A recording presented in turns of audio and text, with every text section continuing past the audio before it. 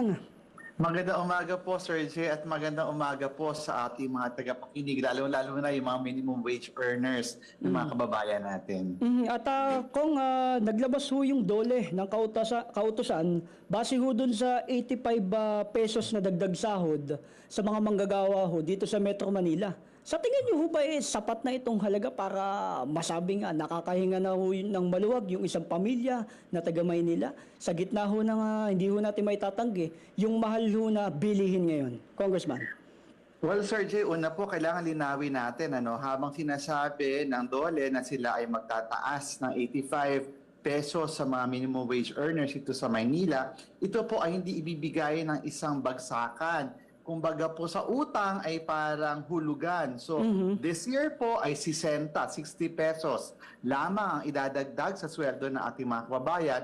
At next year pa po, yung 25 pesos pa na balanse. So itong 60 pesos ngayong taon at yung 25 pesos po next year, talaga pong bitin na bitin yan para po sa mga kababayan nating manggagawa dito sa Metro Manila. At ang masakit pa po dito, ito pong 60 pesos this year at 25 pesos next year, yan po ay para lamang dito sa mga nasa Metro Manila. So ibig sabihin po, patuloy na malulunod sa taas presyo yung mga nandito sa Maynila kasi nga po bitin na bitin yan, pero mas lalong malulunod sa taas presyo ng bilihin ng ating mga kababayan sa mga probinsya kasi wala po silang 85 pesos. 60 this year at 25 pesos next year na increase, Sir Jay.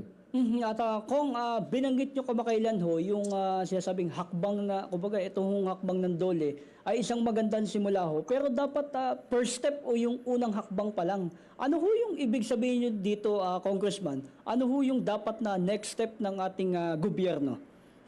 Well, ito pong pagtataas ng sweldo dito po sa Metro Manila by 60 pesos this year. Sabi ko po, magandang hakbang yan kasi kinikilala natin na talagang lunod na talaga sa taas presyo yung ating mga kababayan. At yan po ay dapat implement, sabi ko nga po, sa lalong madaling panahon kasi July 1 po ang effectivity. Pero hindi po yan ang ending. Simula pa lang po dapat yan ng pagtulong ng ating gobyerno sa mga minimum wage earners. So, habang ito po ay ginagawa ng DOLE, dapat po sa lalong madaling panahon, tinatawagan natin si Pangulong Marcos na i-certify as urgent yung ating panukalang batas na 200 peso wage increase. Kasi yan po yung kailangang amount ng ating mga kababayan para makaranas ng kahit papaano ay konting recovery, relief kung tawagin, mula sa napakataas sa presyo ng bilihin.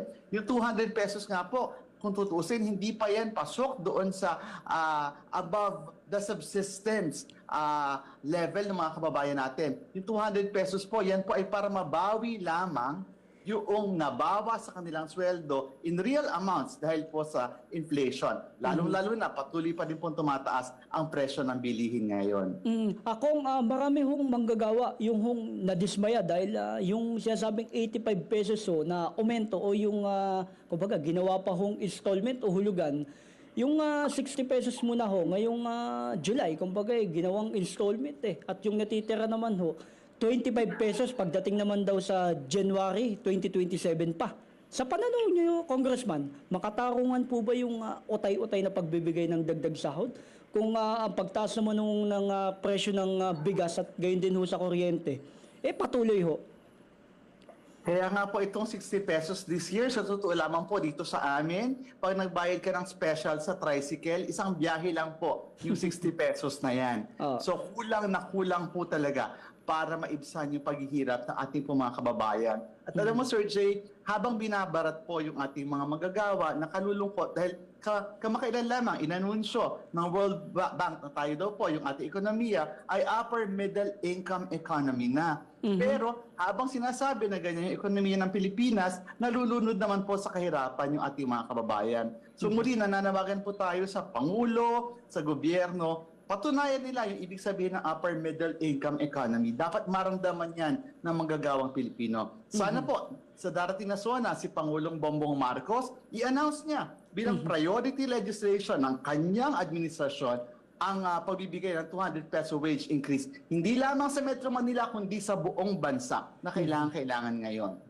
At kung napansin ho natin, yung, kumbaga, palaging Metro Manila na lang ho, o yung NCR lang, yung naunang bigyan ho ng aumento dito ng sinasabi hong wage board, Bilang mambabatas, so paano nyo po ipapaliwanag sa mga manggagawa sa probinsya na dihado sila?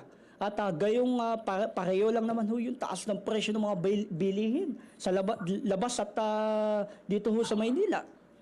Alam mo, Sir Jay, yan ang madalas sinasabi ng mga kababayan nating manggagawa, lalo na pag nakakausap ko sila sa probinsya, madalas sila sinasabi, alam mo kung Mother Percy, pareho lang ang presyo ng itlog sa Maynila at sa probinsya. So habang mas mababa yung sweldo nila, pareho lang din yung halos gastos nila araw-araw sa mga nasa Maynila. Kaya isang malaking unfair ito po nangyayari ngayon na talagang ang nakakaranas lamang ng aumento sa sahod na medyo significant ay yung mga nasa Maynila habang napag-iiwanan po yung mga nasa probinsya.